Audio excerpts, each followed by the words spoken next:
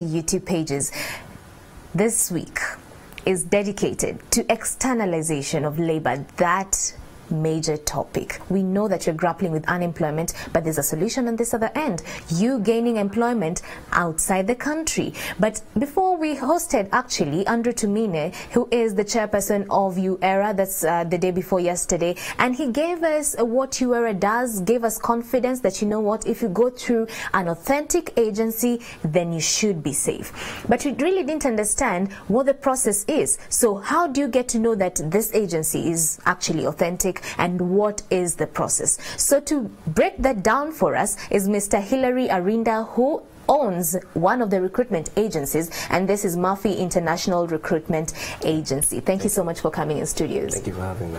So I'm here. Yeah. Let's use me as an example. Okay. I've hustled, I'm tired, I've not found a job in the country, and I really want to get a job outside the country. I'm desperate. I come to you. Where do you start with me? Well, first of all, I need to know exactly what job you're looking for. And secondly, I need to know, do I have the job that you're looking for? I cannot offer you what I do not have. Why? As companies, we have to get job orders. Now, those job orders stipulate what type of job, the type of salary you're going to be earning, the working conditions, the working requirements for you to go and work.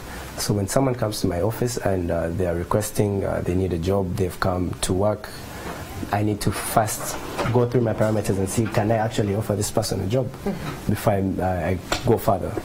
Because it's one thing to, when people come, most people would love to work here. They would love to work in their country. When someone decides to go abroad, to leave their family back, to leave their way of life, to go to a different culture, they're desperate. I wouldn't want to use the word desperate as a bad word, but they would prefer to have that earning here.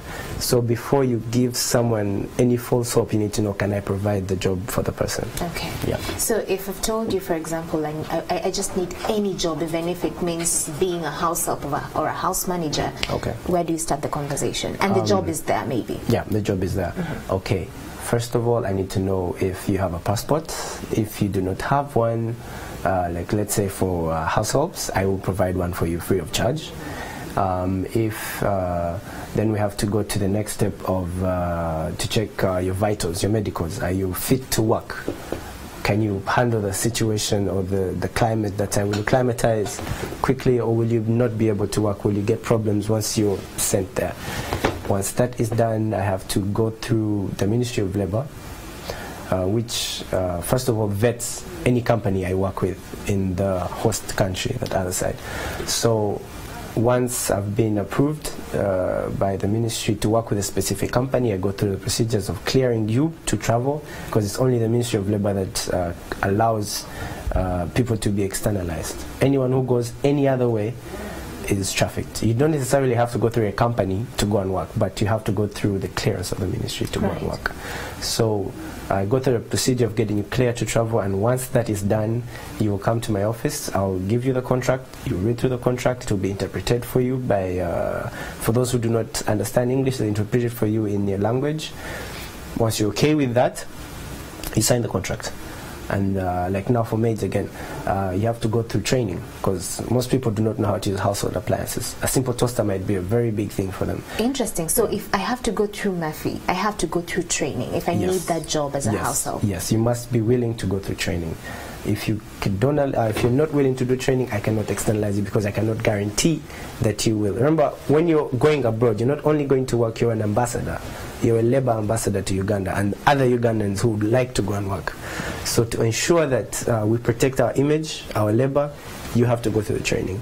Once the training is done by, again, institutions that are already accredited by the Ministry of Labor, because there's a set curriculum that is set for people to learn before you go and work. So once that, we've gone through the training, we've fulfilled all the requirements by the Ministry of Labor, you've agreed to the contract, then I can externalize you to go and work, because I will be knowing I'm putting up the right product to represent our country, and also you're going to the right place and you'll be earning.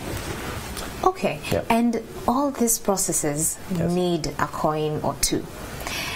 If I'm desperate and by the time I'm coming to you, I'm a hustler, I maybe even don't have food on my table on a day-to-day basis. So how do we balance out that cost bit? Do you cover everything for me? Do you go through the process and pay everything for me, including the training? Yes, for the maids, again, everything is catered for. Uganda, our government did a wonderful thing. It signed bilateral agreements with countries like Jordan and Saudi Arabia. Now, in those bilateral agreements, they waived most of the costs, like the work permit cost, the visa cost. Most of the costs were waived. Now, for maids, everything is free. Everything, because we know by the time, like I told you, the time someone comes and they're willing to leave their normal life behind, you have to make sure that person is not persecuted or anything. So everything is catered for.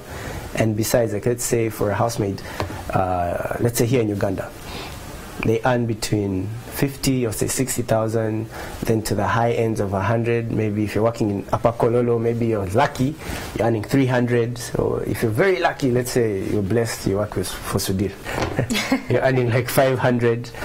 But when you're externalized, the minimum you're going to earn is 800,000. 800,000, yes, and that's tax-free, take home, clean, accommodation catered for, accommodation catered for, meals, medical insurance, comprehensive.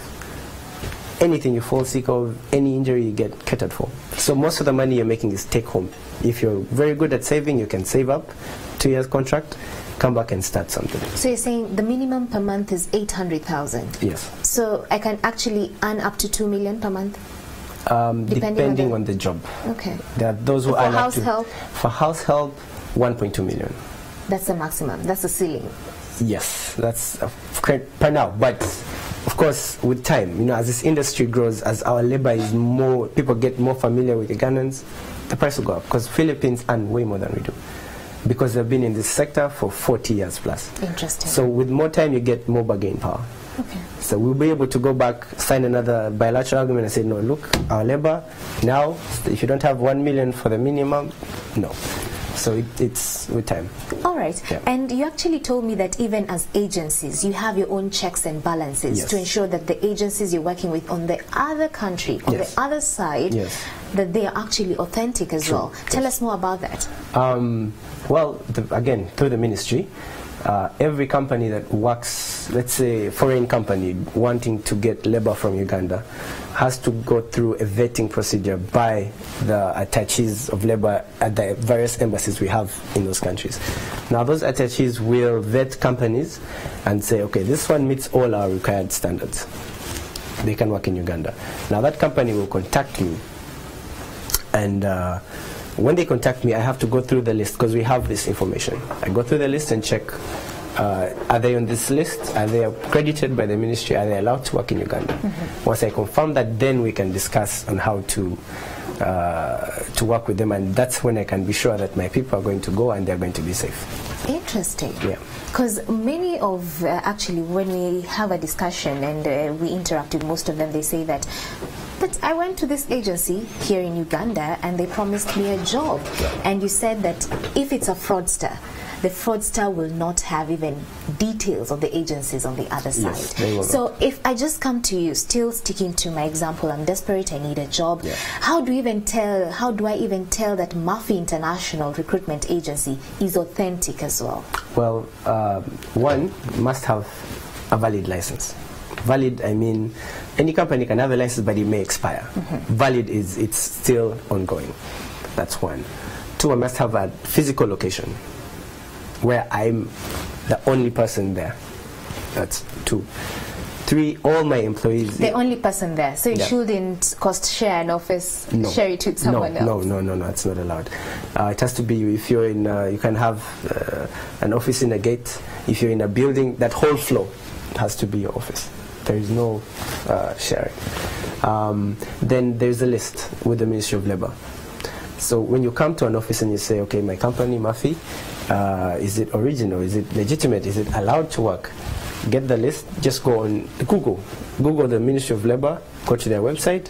There's a list of all the registered companies. Cross-check. Due diligence. Just cross-check. Besides, the ministry has been putting out lists over time in newspapers. If you're not comfortable, you can just go direct to the ministry as well and ask this company, is it registered, and they'll be able to give you that information. Right. Yeah. So if I find out that you're not registered, do I have the right to actually whistleblow? Yes, whistleblow. You can sue, and most cases actually we would really love you Ugandans to help us in this, because that's how you'll stop this vice of trafficking.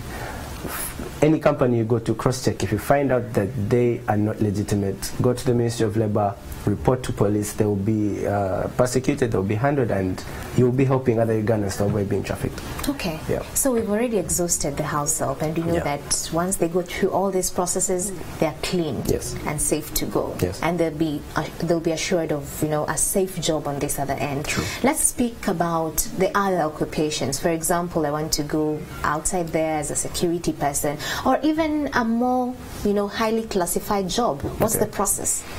Again, I have to have that job order. Right. Yeah, I have to have that job. But let's say I have it. Let's say in the case for men, man, I want to go and work as a security guard. Let's say in Bahrain or Abu Dhabi. The thing is, with the men, there are costs involved. Yeah, and they charge in dollars. Most companies will charge you money, but when you convert it to shillings, you'll think it's so much. But if you actually go to the cost of like a visa, a working permit, you'll find a visa in some cases can reach up to $700. A working permit maybe another $800 or $900. Before you know it, you're in the region of $6 million. When you tell someone that much, they say, oh no, this part is trying to steal or whatnot. But that's the problem, the costs. We need our government to find a way of getting better arguments for our people to go and to cut the costs. Maybe waive, like how they did for the ladies and the maids, waive costs. Like the visa cost was waived to almost $10. They waived the working permit costs. These are government to government negotiations that could help Ugandans here. Right. Yes. Right. Yes. But over and above that, just give us a rough figure. By the time even a lady is coming through for a security job or a more sophisticated position, then how much roughly should they plan for?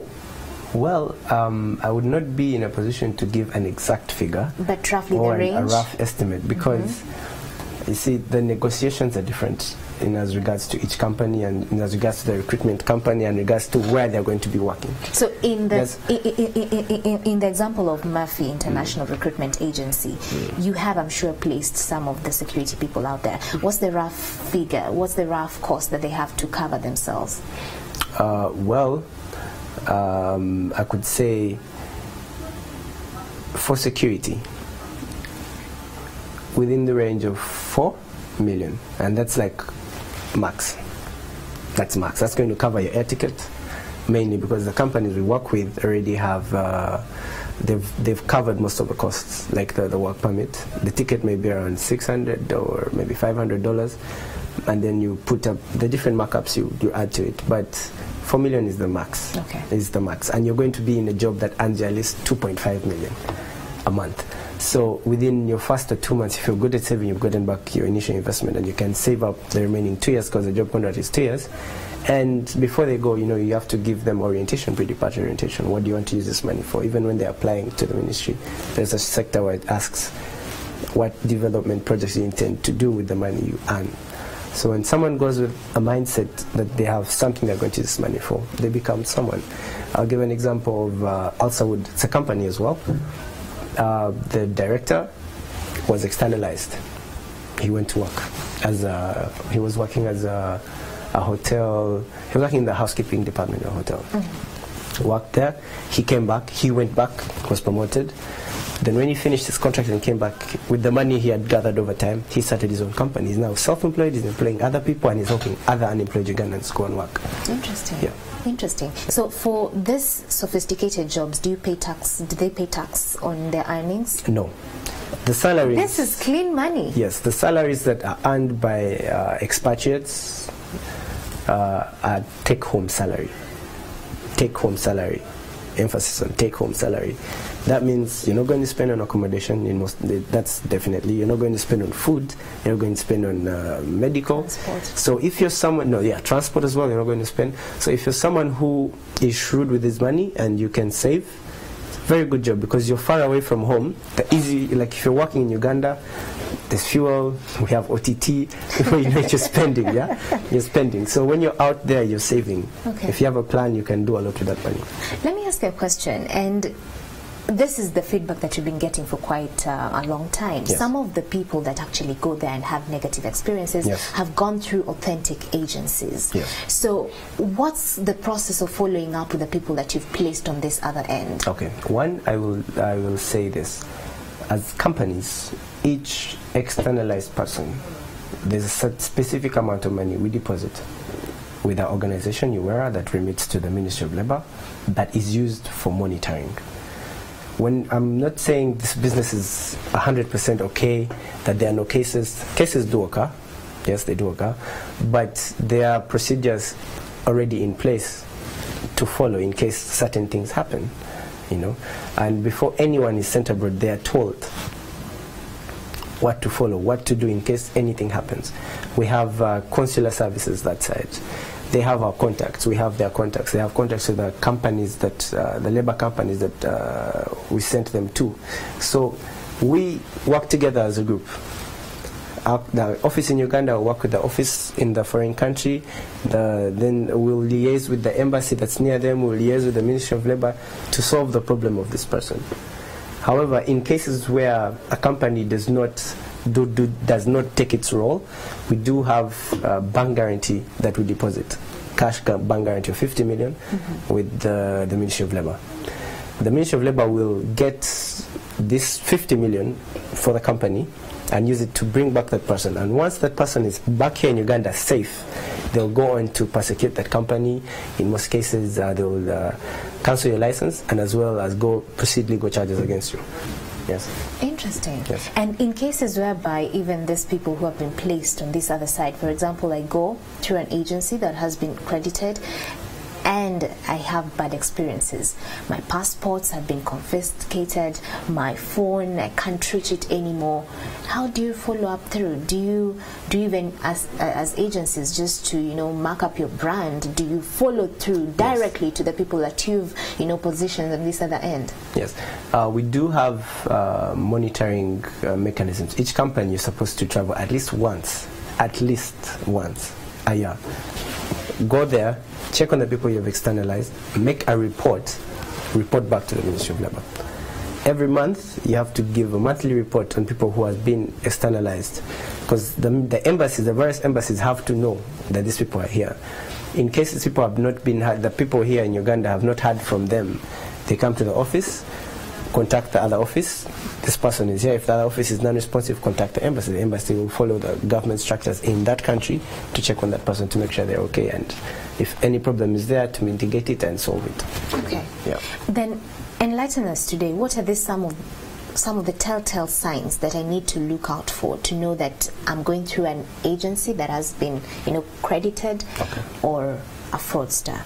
What are some of these checks and balances that we shouldn't miss out on, over and above going through the Ministry of you know, Gender, Labor and Social Development to just verify if you're actually licensed? Okay. First and foremost, I talked about the license. Right. Yeah, that's one. Two, okay, almost every company that registers with the ministry has been advised to join UWERA. So when you join UWERA, there is a certificate, or I could say a membership certificate that you're given. A legitimate company will have a UWERA certificate. They will have a license from the ministry. They will have all these other operation licenses, the local license and whatnot. They'll have them there. And beside above and before going to the ministry, right? When you go to a company, ask about roughly the turnover time. How long will it take before I travel? If someone tells you, I can get you, you can travel within 4 days, within a week, that's a red flag. That's a big red flag, because just the procedures of cross-checking, the procedures of clearance take between a month and 2 months before you can travel. Because this is dealing with human life. You know, the government has to make sure, we have to make sure that you are going somewhere you're safe, and that takes roughly 2 I mean 1 to 2 months, because you have to be cleared by ISO, by SO, by the CID, by the ministry. There's so many, you know, procedures that have to be cleared. Then, and as well the contract. You have to be offered a job contract, and the contract is a 4-party contract. It has the employer, the final employer, has to sign. The company receiving you that side has to sign. I have to sign as the company sending you abroad, and then you have to sign as well. You know, and then we do have next of kin. We need to know who your next of kin is. So if you go to someone and they do not ask for just those small particulars, red flag. Yeah. Just that. Simple as that. Interesting. Just so have to have due diligence. Yeah, so we have no excuse. We need to do our part as well. So as we come to a close, what's your parting shot for everyone who is watching us today? Them that are desperate, who've been looking forward to getting job outside the country. What I would say is today we're holding an expo at Hotel Africana, the People's Space. I would encourage every Ugandan, spare some time, come interact with us, interact with various companies, get to know who is legitimate, because today very many companies, including mine, are offering on-spot registration for free, for like men free. We're going to give free passports for eligible candidates. So come to Hotel Africana, the People's Space, get all these questions answered, all your queries answered. NTV, please, I know you're going to be with us. You know, show these people what to expect. Okay. Yeah. All right. Thank you so much, Hilary Arinda, who is the Murphy International Recruitment Agency owner here in Kampala. Yeah. Thank you so much for joining us. Then I'd like to add one last thing. Okay. Come to Hotel Africana, sorry, People's Space, and booth number 28, my company. Come ask, or any other company, you'll get your questions answered. Thank you. All right. Yeah. So like you mentioned, there's a symposium happening today at Hotel Africana. There's also going to be a medical camp free of charge, so be sure to go there, because hepatitis B tests will be offered for free for those seeking employment abroad. There's also free legal services. Yes, free legal services on legal aspects of labor migration. So we have no excuse today. All this information that you need to know about getting jobs outside the country is going to be dispensed today at Hotel Africana, and the event will be broadcasted live here at NTV Uganda. So keep your views coming. Let's engage, make time, go to Hotel Africana, and you get all this information that you've been yearning for many years. That has been the conversation on a solution segment. Morning at NTV still continues. Up next is Flavia Tumusime with so much more. Keep it here.